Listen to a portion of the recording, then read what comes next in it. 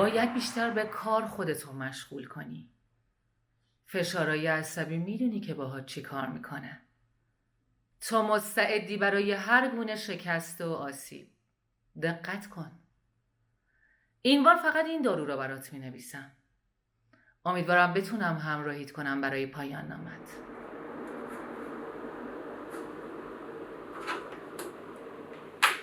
یکم بیشتر مواظب خودت باش.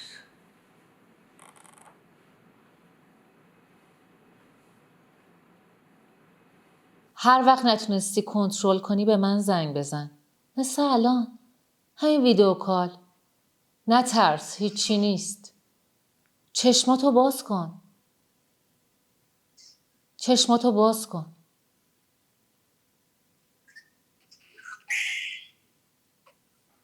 نمیدونم پایان نامم رو چیکار کنم.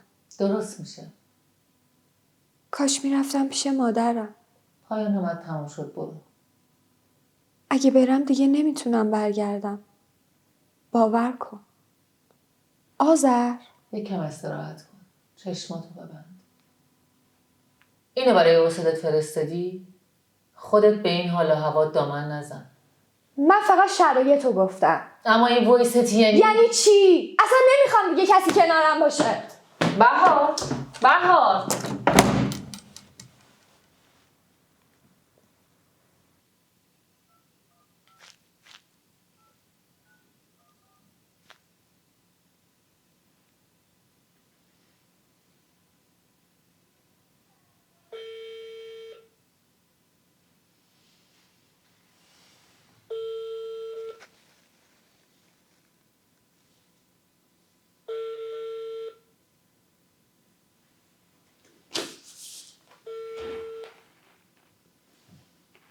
بهار میشه جواب بدی؟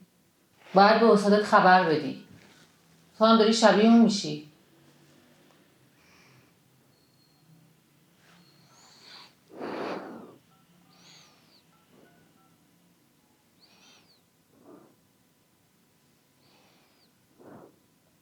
الو. میخوام تمومش کنم.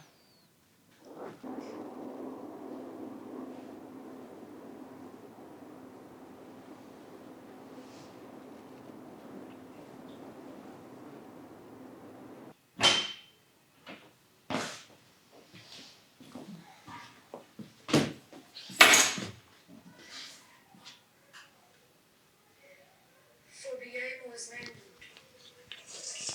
انقدر استرس و فشار روی من هوار شد که یه بیماری بدتر جایگزینش شد. تقریبا رو همه چی تاثیر گذاشته. حتی من نمیتونم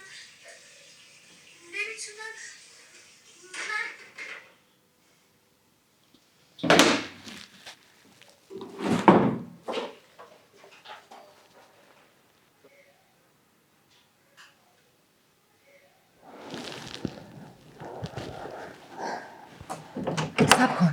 بیا یه زنگ به استادت بزنیم. نگرانی در بیاد. بده من زنگ بزنم. شمارش کدومه؟ همینه. آروم باش. چیزی نیست. آروم باش. آروم باش.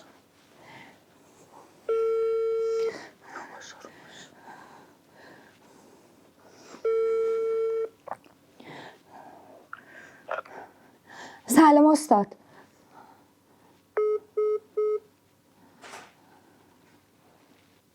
آذر چرا اینجوری میکنی؟ آذر